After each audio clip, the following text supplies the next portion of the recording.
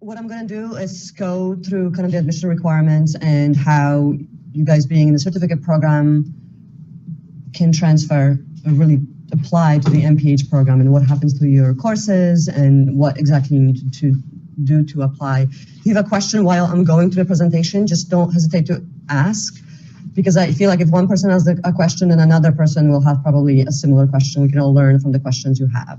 Okay, so just stop me as I'm talking. Okay. So our admission requirements for the MPH, and actually for the MS as well, come on in guys, are on the admission website. So if you haven't been there yet, you probably have, because this is how you got here. The requirements are on the website, but they're also here. And I'm going to go through them step by step. So we all know that the application deadline for the fall semester is March 1st. That means everything has to be in. That doesn't mean that you just submit your application by March 1st. That means that all your letters of recommendation, your GRE scores, your official transcripts, everything has to be in by March 1st. By March 1st, the application will be considered complete. If you do submit it later, that's okay. It just won't be given priority in when our faculty will be reviewing them. Okay, now I'm going to go through each one of them. So the first is a SOPHAS application. Now, some of you might have already applied through SOPHAS last year and have been admitted to the certificate program. If that's you, you do not have to fill out another SOPHAS application and pay another fee or do anything. If you, let's say you already fill out a SOPHAS application and you apply to community health, but you were admitted to the certificate program and that's the program you're in right now. But for fall 2017, you actually want to do epidemiology, just contact me or Amina, and we will switch your program in SOPHAS from last year to epidemiology, so that then we can give your application to the right department to review. Go ahead. Yeah. Do it one more time. Yeah, please. Okay. So usually students apply to just one program at a time, like community health or health policy or epidemiology. And so we have students here who have applied to the MPH program last year, but were admitted to the certificate program instead. Okay. I don't know if that describes you. Yeah, no, I mean, I didn't apply to MPH, I just applied to the certificate, right. So you're going to be in the second group of students I'm going to talk about. Oh, okay. So that doesn't concern you, yeah.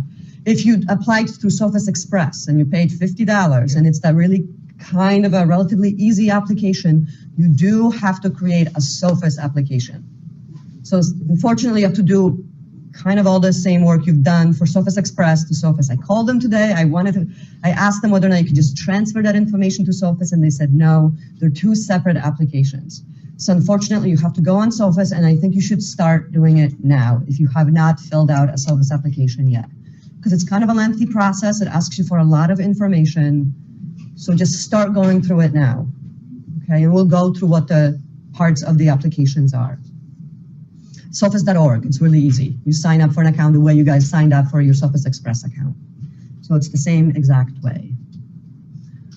So the application fee is $135 for the first program. So when you first get onto SOPHAS and you start creating an application, you can choose a bunch of programs at once. So if you apply to just the CUNY School of Public Health, to let's say the community health program, you will pay $135. You can apply to a lot of other programs. Let's say you think that maybe you'll be interested in EP2 or policy, but you don't know which one you'll get into. That's okay. You can do that, but it will cost you $50 additionally. You can take that bag from that chair if you want. No one's doing it. So just think about that. It gets costly the more programs you apply to. And since now you're in graduate school, you should kind of have an idea of which specific program you want to go into. So either contact me or Amina, or let us know if you're having specific questions or you can't decide between one program and another. Because I think it's best if you focus on just one program. So keep that in mind.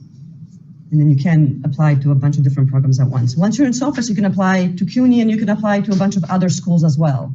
And that's $50 every time you apply to another program or another school. So I wouldn't say the most important thing, but your transcripts are a very important part of your application because they have your grades. And that's what the admissions committee is going to look at.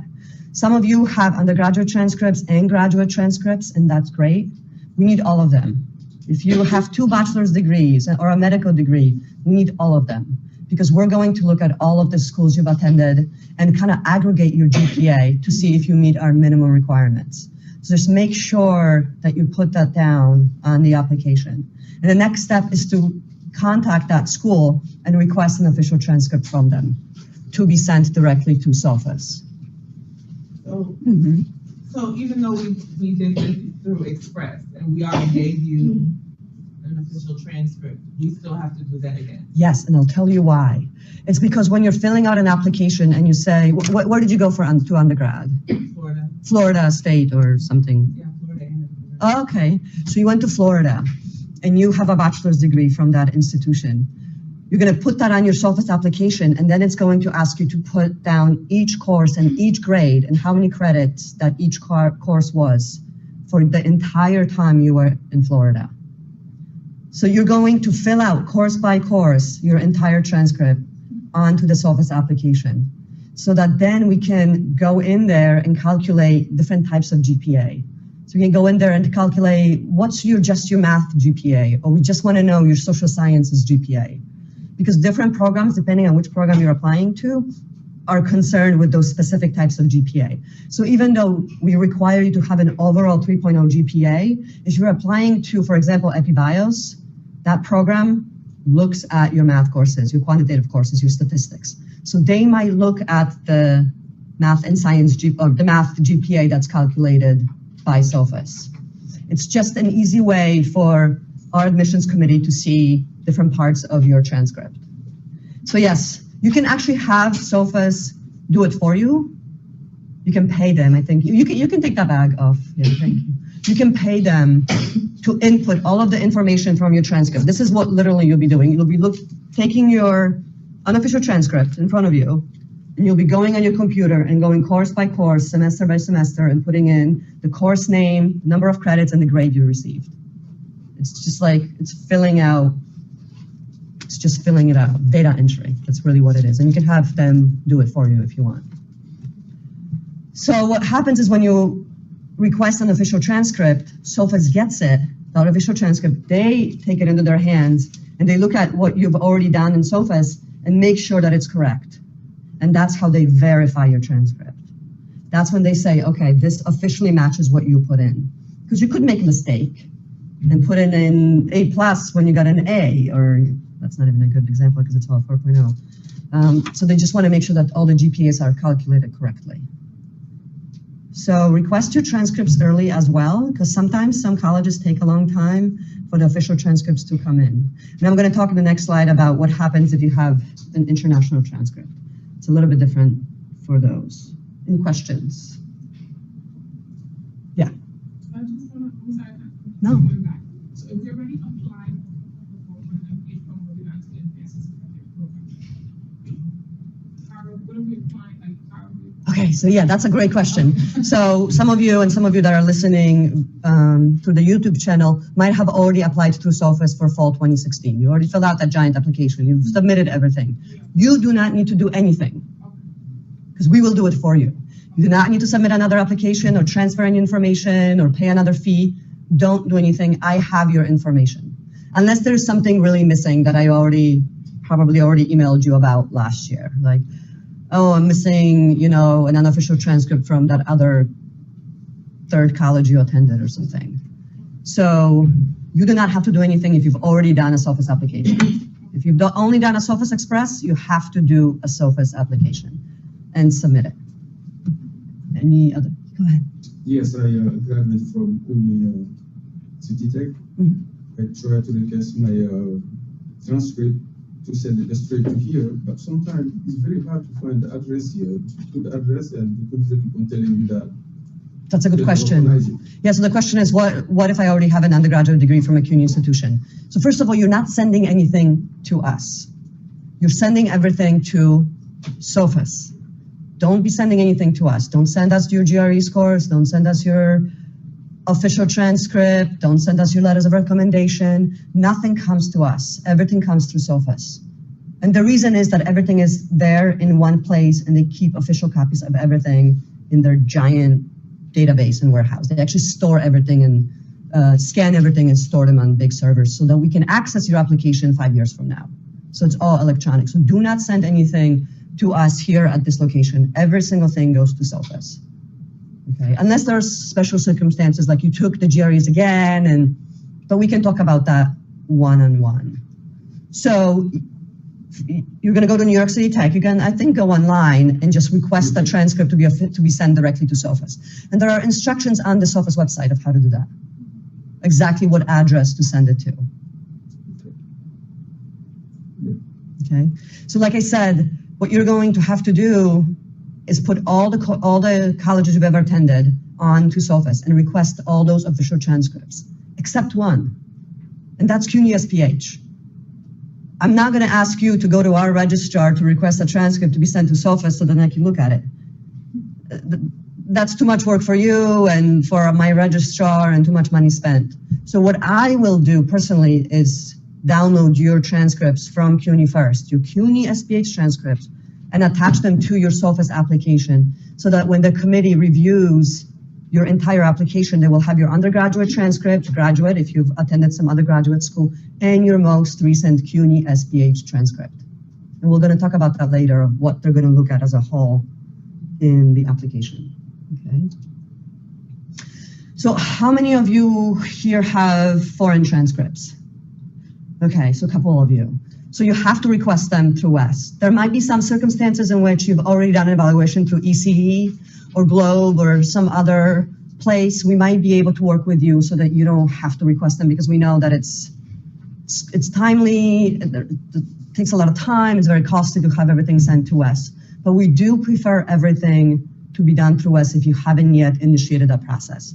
So you have to request an official transcript from your institution to be sent to WES so that they can either translate it or evaluate it, so that then our admissions committee can look at that transcript and make sense of the courses you took abroad. Go ahead. So I have a question. We have to submit the transcripts only once. And do we need to give the ECE evaluation too, or just the transcripts? We want a copy of your original transcript and the ECE evaluation. So if someone has given the copy of original transcripts, he or she need to give that to us already? Yes, yeah. Then you don't have to do it again. Okay. Right, so did you apply to SOPHAS Express or through SOPHAS? Yes. Okay, so yeah, so through SOPHAS Express, everything was unofficial. All you guys who applied through SOPHAS Express, you just had to take a photo of your transcript or scan it into your computer and then upload it, right? It was that easy. And then I asked you to send me an official copy because we need to have it on file. So unfortunately, you're going to have to do that again, but not if you're an international student, because we already have those transcripts there. So you don't have to do it again. Yeah. Go ahead. What about you come from a foreign country, but you have your bachelor's from here? As in my case, I came, when I came, I went to Lehman, but I had some credit transfer. To Lehman? Yeah, so on my transcript, you see some of credit that I transferred from my country, wherever I got a limit. So in that case, do I have to go through the transcript from my No, you don't have to do that. So what's going to happen is that unless your Lehman transcript only shows that you received transfer credit and not the grades that you've received at your previous institution. So what we need to see are the grades that you've received at your previous institution and at Lehman. Because what happens a lot of the time, students come to CUNY and they transfer like 70 credits. You can transfer up to 90 credits actually in CUNY at an undergraduate institution. And then you only have 30 credits left to graduate. And so then the committee only is looking at those last 30 credits you took at Lehman, which is not enough to make an assessment of your entire degree. So we do need to see those grades. Some colleges do it so that when they transfer courses, they say this is what it transfers as, and this is the grade they received at their original institution. I've seen other colleges that just say this is the course it transfers as, and it's just TR, transfer. So what about you have more than 30 credit? Because when I transfer, even though that I transfer 90 credit, I completed about 60 credits at Lehman. So which means that I have many courses in my transcripts with grades attached to it. So in that case, do I still have to bring? Does your Lehman transcript have grades from your previous institution? No. Then yes. Excuse me, I will need to see those. Like I said, some institutions put the grades from the previous institution on it, So in a way, what happens is that your Lehman transcript would already have your original institution embedded in it. But that's not the case that you're telling me right now. Okay, we can talk about it. Yeah, we can definitely talk about it. Yeah, definitely. We can do that. Okay, so let's move on. So that's Wes. Personal statement is very, very important. Excuse me. The admissions committee definitely reads your statement. Make sure that you reread it 10 times. Make sure that your brother rereads it, your mother, your friend, whoever else, just to make sure that it makes sense. We've seen a lot of statements in which student writes things that don't really make sense, like the sentence structure doesn't make sense, and it just shows that they're not really paying attention. And since you're already here, you're already in the certificate program, you already want to get your MPH. I know you're diligent, so you're probably not going to be one of those people who's going to write a statement that's kind of incoherent. But just make sure that someone else's eyes are looking at that statement. Because when you're spending so much time writing a personal statement, you can't really see the entire piece from your own perspective. Make sure that you include why you are trying to pursue an MPH, what made you decide to do it. It could have been a previous experience. So that's another thing to talk about, is your public health experience in the statement and how that has shaped your desire to pursue an MPH, and then what you want to do with that MPH. Maybe where you want to work, or what specific kind of a job you want to get. Whether or not you get it, that doesn't really matter. What the admissions committee is looking for is passion. Passion for that one field and commitment that you're going to finish that MPH. Any questions on the statement? Okay, great. Oh, yeah, go ahead. Can the personal statement include like a personal experience? Definitely. Yeah. Those are great, because then it really shows who you are. So all of these parts of the application are just different data points that give the admissions committee an idea of who you are as an applicant. They're not just going to look at your GPA and your GRE scores. They really want to know every single thing about you. So personal experiences are great. And if there's anything in your undergraduate degree or any other degree you've taken, maybe at the beginning of the year or your undergraduate degree, your grades weren't so good, you were trying to figure out college, but then you really got in the groove and then your grades improved, discuss that a little bit in the statement, just to make sure that the admissions committee is aware that you're really passionate, that you really will continue on that trend of having really good grades. Okay. Letters of recommendation, this is kind of tricky. So SOPHAS requires 3 letters of recommendation, and that's because there are some programs, some schools in the United States and Canada that require 3 letters of recommendation, but we only require 2. So if you'll see when you go into the SOPHAS application, it will ask you for the name of the person that you're requesting the evaluation from, the title and their email address. If you only do that for 2 people, then it's going to come back to you with an error saying you need 3 letters of recommendation. So for the 3rd one, just put in anyone at all. Could be your other email address, it could be your mother's email address. Could be anything. That letter of recommendation will just not be filled out, and that's completely fine. If you do have 3 people that are going to write you a letter, then that's great. So yeah, 2 is minimum, but 3 is great. So is there any timeline that this letter of recommendation should be, should be recent, or it could be, That's a great question. Timeline for letters of recommendation. I don't know, Amina, what do you think? So it's an electronic letter of recommendation. Yeah. You're not scanning anything. You can't do that. So it's a request that you're actually making. So it would have to be a recent one, right? Because you're resending it. So it doesn't matter who the person is. This person could have known you. We don't accept personal references. There's only 2 types of references we accept: academic or professional. If it's going to be professional, it has to be from a supervisor, right? But if it's going to be academic, it doesn't matter at what time this happened, but they just need to be able to provide you with extensive details about what you've done, projects you've worked on, your skills, and if your references can really speak to different skills, they all shouldn't say the same thing. They should really talk about all your different skills that you have to offer, your experiences. But like I said, it's an electronic reference, so you're going to be putting in their name, their email address, the due date. You don't ever want to tell them that it's due March 1st. You want to actually probably meet with them if you can, or call them, email them, send them your resume, talk to them on the phone and say, this is the type of reference we are looking for, because some people, they think it's a personal reference. Like, oh, this person is really great to work with and, is always on time. That's not what we're looking for. These are academic and professional references. So in this case, they're going to have to type it up. Right, so it's something, there's a short questionnaire that they do. There's some multiple choice, like they have like rated questions, and then they do a short little blurb about it. So they have to take action. They can't just upload a PDF or a document. So just a question for like we graduated as and not going to be, it's not like that type of system that you guys may email. Yeah. And send it, and we are graduated like 5 years back or 6 years back. So in your situation, you would probably get professional because academic would be different. Because we have letter of recommendation because once you graduate, you usually provide us the dean and everything, but it's the paper format. And they stamp it and we have it in the original format, but not like the one you're talking about in the email. If you can somehow track down someone 5 years ago, I know it might be impossible. If you can, then don't worry about it. But if you can, then great. Then you would have to talk to them and say, you're going to have to essentially resubmit this in an electronic format, right? But like I said, you can get professional, it's okay. If we see two professional, if we don't see one of each, it's okay. We are okay with accepting two. We'll see according to your resume. We'll see that you've been out of school for 5 years. That's why you have two professionals instead of one academic.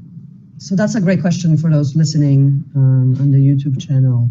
If you already have a recommendation in hand and it's in a sealed, signed envelope, what can you do with it? And the answer is nothing.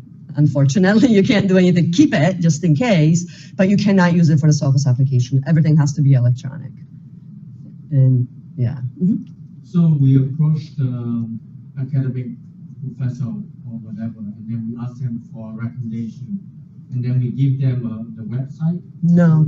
No, so we'll actually walk you through it. We'll show you on the website where you have to put in their name, their email address, you put the due date, and yeah, we'll show you everything. So don't worry. So it's going to be like, as soon as you submit that, they get an email within 24 hours saying, oh, this person has requested an evaluation. Please, can you fill this out by this time?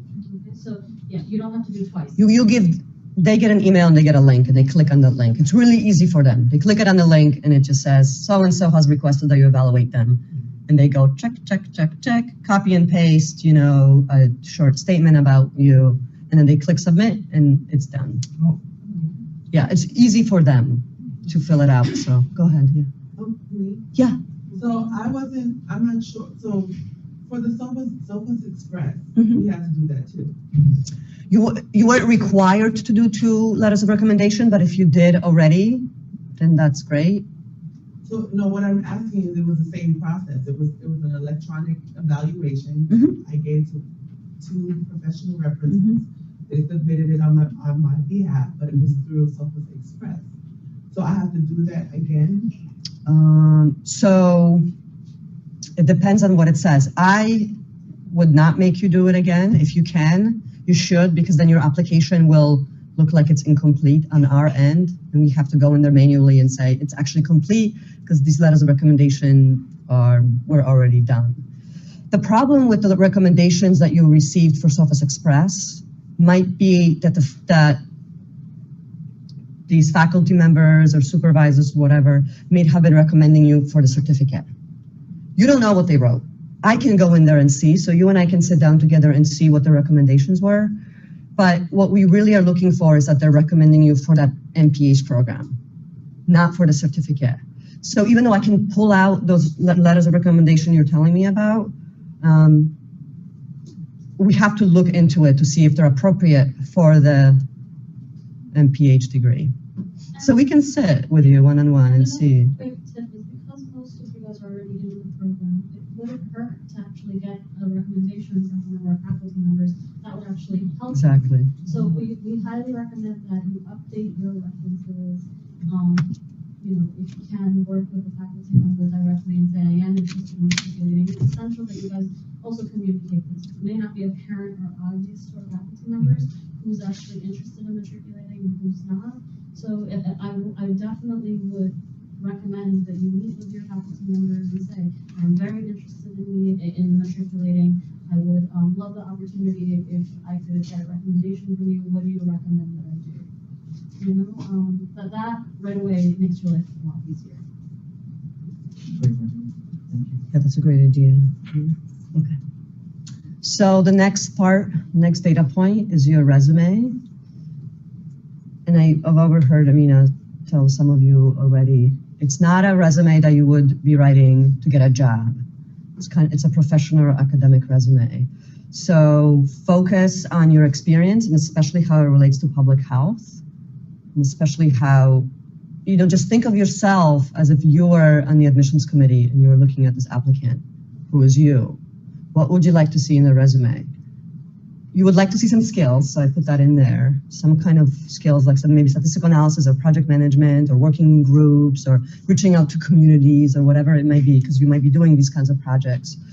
But also your public health experience. So try to highlight that, even though your public health experience might have been, let's say, 3 years ago, and you haven't really done public health since then, but you've done 4 years, 3 years ago. Put that on the top. It doesn't have to be necessarily chronological. It could be by experience. So highlight that. Don't make your resume 5 pages long. No one's going to look at that. Just make it 1 page and easy to read so that these words pop out. Your public health experience, your specific skill sets. Go ahead. So if you have experiences that are not relevant to public health, you just have to take them out. Yeah, exactly. Yeah, I mean, it depends what it is. Sometimes you can make an experience seem a little bit more relevant than it might first appear. But if you were store clerk, you know, at a candy store, you know, that might not have, yeah. You don't have to put in all the jobs you've ever had. Yeah. What if you have a vast public health experience? That's amazing, and I love it. What if it's more than 1 page? I mean, you can do more than 1 page, but try to make it concise. Remember, the admissions committee is already looking at your statement, which is already going to be a bunch of words together. They're going to look at all your transcripts and all your grades. They're going to read those letters of recommendations and what those professors or your supervisors and whoever wrote for you. So the more they're reading, the more you can make it more concise and have it stand out, the better it's going to look for you, because then the admissions committee is going to be able to just kind of look out at the important things. Sometimes I've seen resumes where it's just 1 giant sentence, and you know, you did one thing and someone writes about it for like half a page of exactly detailed things that they did every single day. And that might be appropriate for some things, but it might not be appropriate here. It might be appropriate for your statement of purpose, right? In which you're really describing, this is what I did and this is why I want to do public health, because I was really interested in it, or because this is how it affected my life. That's perfect for your statement, but for your resume, just try to highlight those things instead of going into a lot of detail. One thing that I do want to note is, you know, you can submit a copy of your resume, but there's also something called experiences that you can add onto SOPHAS. This is an optional section that you don't have to add, but you can add. That is where you can highlight your academic or your professional skills that you think are really important, that maybe you will just really highlight. And like I said, definitely put the most important first. Doesn't have to be in chronological order. It's not going to be a big deal. It's fine. The resume is really a complement to your statement a lot of the times. It could be very different, because your statement might have nothing to do with what you've been doing in the past, because you're changing careers, for example. Of course, we have a lot of students like that. But a lot of the times we see that what students have done in the past where they've worked is really reflected in what they're writing in their statement, because they're so passionate about it. So it just should kind of complement it. And we do require about a year of experience. It's not full-time, 12 months exactly. It doesn't have to be paid. It could be internship, you could be volunteering, you could be doing a research project. It's pretty vague. So let us know if you're having a hard time with the experience part of it, because what the committee is looking at, they're looking at your resume and they're seeing, do they have about a year of experience? So obviously put dates of when you were doing these specific things.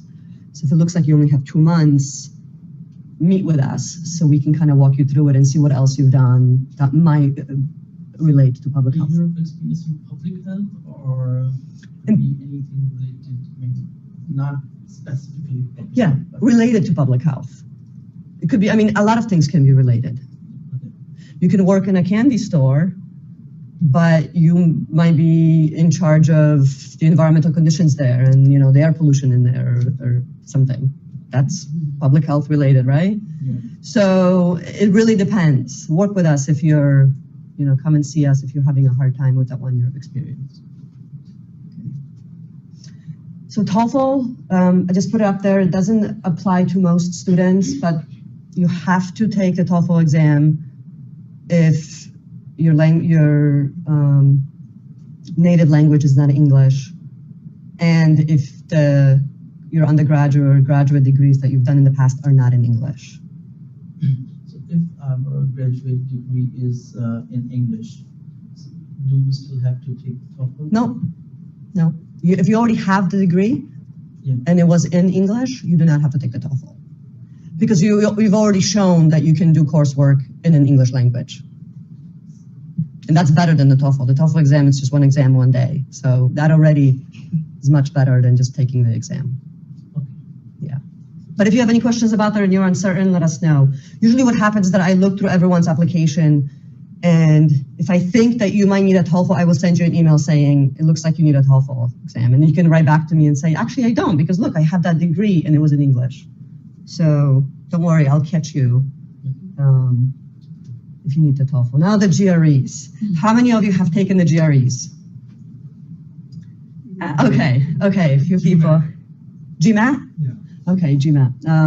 Unfortunately, you have to take the GRE, not GMAT or MCAT or LSATs or any other exam. It has to be the GRE unless you have a master's degree or higher from a US institution. If you already have a master's degree or higher, you do not have to take the GRE. But if you don't have those degrees, you have to take the GRE. It takes a while for you to study for the GRE, to really kind of get an idea of what the questions look like and how to answer them. It's a standardized test. It's kind of like the SAT, but it's a little bit more involved. We will be conducting a kind of a prep course that Amina is going to do in January. We're trying to figure out the dates right now, and we will email everyone about that. And it's free, and she has really good tips on how to study and how to take the exam. Go ahead. Will it be after hours? It's going to be after hours. Yeah. We'll have several sessions, and they're going to be recorded as well. So if you can't attend it, you can always just go on the YouTube channel and watch it 10 times if you want, whenever you want over the weekend. Go ahead. Do you know how long it's gonna take? Like every week, once a week, for 2 months, or 1 month? Haven't decided I'm doing anything. really quick workshops. Usually these workshops are 6 hours long, so I'm condensing it into a 2-hour session. So it's going to be a quick session. So I'm offering the same session once a week. So once a week in January. There's 4 weeks, so I'm going to do 4 sessions in January of the same information. Which topics you gonna go? I'm going to basically what I'm going to do is I'm going to do a basic overview of an entire exam and how to tackle each and every section of the exam. So for me, what I would recommend that you do is if you have already started prep work, right? It may not be ideal for you, but if you haven't, then this might be a good way for you to start. I mean, it doesn't hurt. I think anyone can benefit from it, but we'll talk about practice exams after. So I will be able to provide you guys with access to practice exams, 2 practice exams. So that's something. Usually once a week or? Once a week. It's just once a week, but I'm having 4 sessions, so it's the same session that I'm having 4 times. So it's basically giving an introduction how to take it. How to take the It's test. not basically the code, how people prepare. Usually in the Lehman College, they usually Mhm. offer Yeah, all around the I wouldn't call it a prep course. I would Yeah, definitely call yes. it how to. Workshop, You know, yeah. It's like a crash course on how, like, I have really great tips because almost 80% of the exam is multiple choice. Yeah. So I go through questions and I show you how to, you know, do stuff to reasoning and logic, and we go over it. Because if you want, like in the leaving college, they do it like all year round, it costs like 400 and 500. Yeah. And they Yeah. 6 to 8 I hours always or recommend, something. I always recommend the course in Every leaving Monday, I college. think. Leaving college has a really great course. You guys should very, consider it. It has already started for the fall. Yeah. But You start in January, something. yeah, there's another one that starts in January. But by the time you guys finish the course, then it'll pass the deadline. So that's the reason why I'm coming up with this course. But The Kaplan offers some courses. There's also some online prep courses you can take through Kaplan. I mean, some of them you have to pay for, and same thing with the ETS. But what I really, really recommend that everyone here does is the first place that you should start studying and start reviewing your information is ETS.org. Because all of you have to go there anyway to register for the exam. But they are legally the only place that is allowed to actually put questions that they own, right? They created the test, they make the test, they own the test. So they are the only entity that is allowed to actually reproduce actual test questions. So that I think is essential, right? For you guys to actually start doing practice problems through ETS's material, right? Because all the material is up to date and they are telling you how to do to crack the exam. You know, whereas other third-party organizations like Kaplan, Princeton Review, they don't have authority to reprint the questions. So, and they cannot actually tell you exactly the same way that ETS can tell you how to answer the questions because they're prepping you with different material. So we'll talk more about it. Okay. one of the questions we always get is, what score should I get on the GREs in order to be admitted? There is no such a score. Because remember, the admissions committee is looking at all points of your application, all of those data points, your resume, your experience, your letters of recommendation, your grades are really important, how you're doing in the courses you're taking right now at CUNY SPH. So the GREs matter. Obviously, the better you do, the better your chances. It just gives you an overall better idea, or gives the admissions committee a better idea of who you are, but there is no minimum. I do want to say that if you score in the single digits, so what we look at is not the actual absolute score, 137 or whatever it might be, but the percentile of how you compare to other students who are taking the exam at the same time. We are looking to the range of 40 to 60% on each of the 3 sections of the GREs, but don't write that number down, because I actually want you to do 100 on each one of them, right? Yeah. And there is no minimum score, so it's not like if you get 60, you will automatically get admitted, because again, the admissions committee is looking at everything, all the different parts of your application. It's just one little data point. And it's different for different programs. For example, if you're trying to get into the EpiBios program, they're going to look at that quantitative section a lot more than, let's say, the community health education program, because they're really concerned with how well you know quantitative material, how well you can do in those courses, because you'll be taking all of these statistical courses and courses that require you to really have a good base knowledge of quantitative stuff. Okay, so don't worry too much about the GREs. If you've already taken them once, you can take them again. It really is up to you. Come and talk to us to see if we recommend for you to take them. And like I said, a lot of times if I see single digits, someone scored in the 5th percentile, I will recommend that they retake the exam. It takes a while to schedule the exam. So if you go on the ETS website right now and say, oh, I want to take the exam next week, you will probably not be able to do that because all of the seats are taken already. You schedule them ahead of time. So think about when you want to take the exam and already go on the ETS website. Like Amina said, go, log in, set up your account, and pick your date already. So you can have something to look forward to, right? The GRE exam. So just another note that I wanted to add is December and January, between the end of November and December and January is ETS's busiest time to take the GRE. But it's also the best time for you guys because you guys are done with school and you guys have a little bit of time in January. So like Meg recommended, I would actually go in right now and try and schedule your date, right, sooner rather than later. It's completely computerized, so you do need to go to a location, a test center, And they're very strict about the IDs that you need. So when you were creating your username and password and you're putting in your full name and everything, it does have to match for identification. That is very important, or else they will not let you come in for the exam. So for the day, test prep day, is very important that your ID is correct. But another note that Meg mentioned is your score. A lot of people, after they take the exam, once the exam is finished and you're done with the exam, there's two options. It says report or cancel. A lot of people think, okay, if I click report, it's going to automatically go to the schools. That is not the case. When you click report, that is going to your, it's just being accredited to your account, okay? So don't be nervous, because a lot of people are like, oh, I don't know how I did, I don't want to report, I think I'm gonna hit cancel. If you hit cancel, you have canceled your score, you have canceled your test. There's nothing you can do to undo it, okay? You have to take it again. You have to take the test again. So always click report, because remember, there's something called score select, where you have the option to send us your scores. You can handpick the scores you want.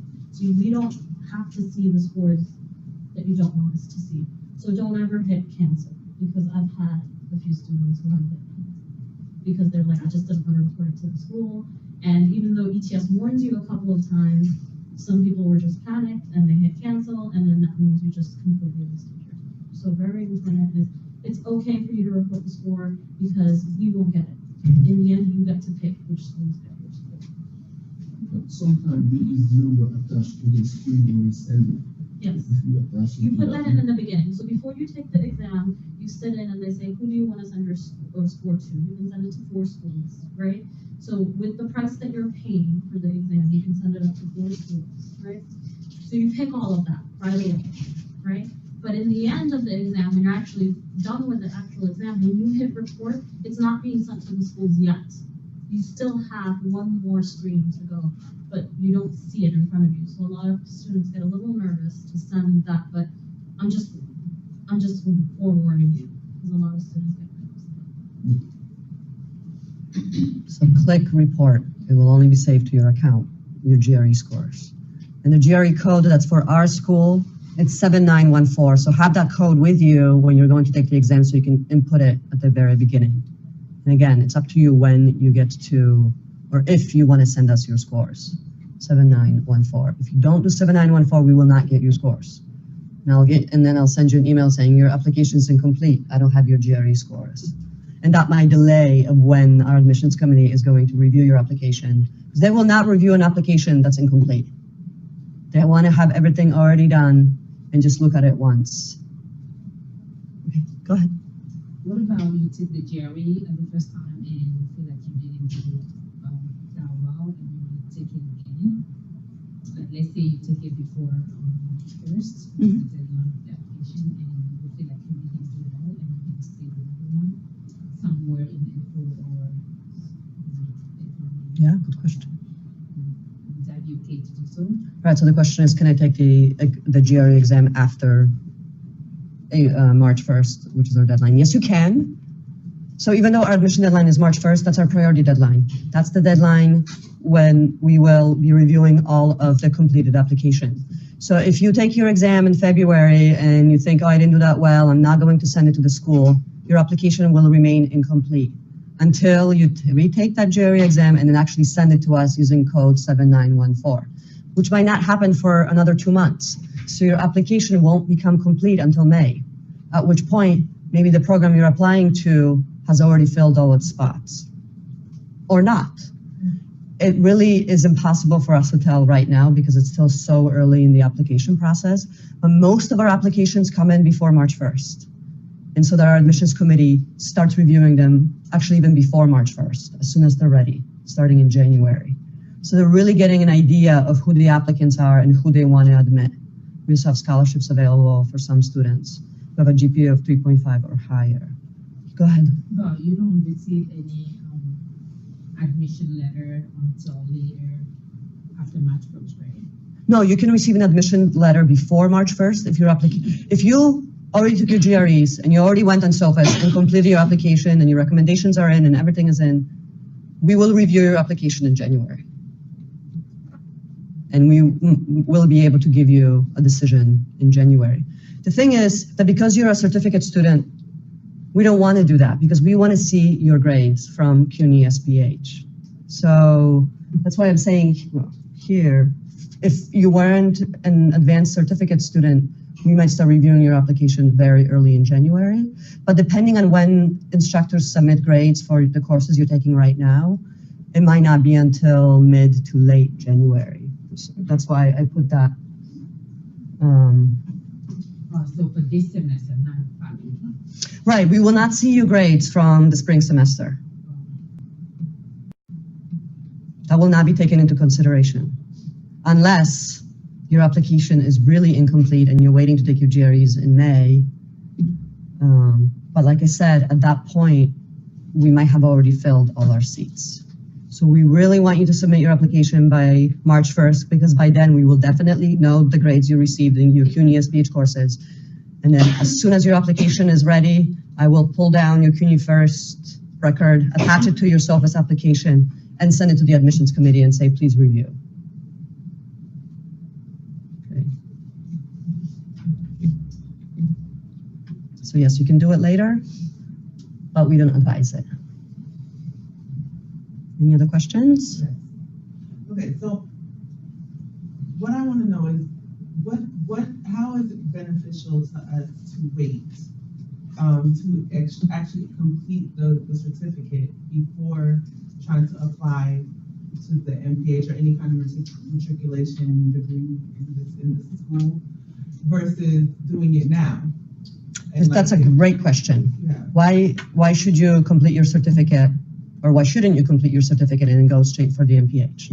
So you cannot be in the certificate program and the MPH program at the same exact time. You either have to be in one or the other. So you're doing your certificate right now, and you can either finish it and then you'll have that certificate under your name, and you can put that on your CV, resume, you can put that on your business cards, whatever you want. Or you can go straight into the master's degree and then you will not get the certificate. Because like I said, you cannot have those two degrees at once. Right. But you could complete the certificate and then come back later. That's correct. Okay. But you can, later? Let's say in a year. Let's say you do the certificate right now. You're taking 2 courses now and 3 in the spring. Mm-hmm. And then you go and you work a great job in public health. And then you say, you know, the certificate was great, but I really want an MPH. And 2 years later, you come back, or a year later, you come back and apply for the MPH. Or what if I get the certificate program upon completion, I apply for the MPH? You could do that, but because the timeline is so tight, you won't be able to get the certificate until the summer, because the spring semester doesn't end until May, and our admission deadline is before summer. Right, but can't you apply to the following? We do applications only once a year in the fall for the MPH. So either you're applying for the MPH for fall 2017, or you're waiting for fall 2018. So in line with what you're saying, let's say you take 2 courses now, you're taking 2 now, and you want to take 3 in the spring. In the spring, and you submit your application for MPH. So while waiting for the admission letter, can those 3 courses you have already started them in January while you haven't received your admission, you didn't get admitted? Yeah. So would you be able to finish that 3 courses and get the certificate? Even No. though you're going to receive admission maybe in March, April. I'll tell you why. Because let's say you're admitted. You're taking these 3 courses in the spring, it's April. And I send you a letter saying, congratulations, you've been admitted to the MPH program. What I'm going to do in April or May is start transferring those courses from your certificate into your MPH career. And I'm going to create in CUNY First your MPH profile. So at that point, you will then only exist as MPH. So see, that's what I'm saying. You can't be in 2 programs at the same time. The only way to do that, or what you're saying, is if you applied really late in July. I do not recommend doing that. It's like I said, our deadline is way before that, and you might not get in at all. All the seats might be taken. Then you will apply for graduation for your certificate. You will get your certificate, and then in July, I will send you a letter saying you're admitted. Only at that point, because your certificate is closed now, I can now open your MPH. Go ahead. Yeah. So I'm taking the 2 classes in the spring, right? The certificate program. Yeah. It's now, I'm accepted into the master's. Those credits that I'm taking are transferable, right? Of If course. the application is already completed for the master's, do I have to now repeat those? No. So it will show up, The 15 credits you're taking, yeah. 5 courses, those 15 credits you're taking as part of the certificate will transfer to your MPH. You will only have 30 credits to finish. If you finish your certificate, you'll have 15 credits, and you apply for the MPH for fall 2018, you still have those 15 credits transferred to your MPH when you start in fall 2018. You are not double taking any courses, you are not losing any time, you are not losing any money. But the 2017 is not, 15 is not transferable. Everything is transferable. Everything is transferable. So what's going to happen is this. In April, I'm going to send you a letter saying you've been admitted, but you're still taking courses in the spring. Yeah. That's okay. We cannot transfer a course into your MPH until we see a grade. Okay. So what we'll do is you'll be in the system as an MPH student for the fall. We will wait until May or whenever grades come out, the beginning of June. As soon as we get those grades, we will transfer them into your MPH profile in CUNY first. You are not losing Guys, any. I have an info session coming up next week, Tuesday, where I actually walk you through the entire application. If you cannot make that session, come schedule an appointment with me. You know, you guys are already on campus, so just definitely grab me. I'll put you down on my calendar, and I'll definitely be able to help you guys.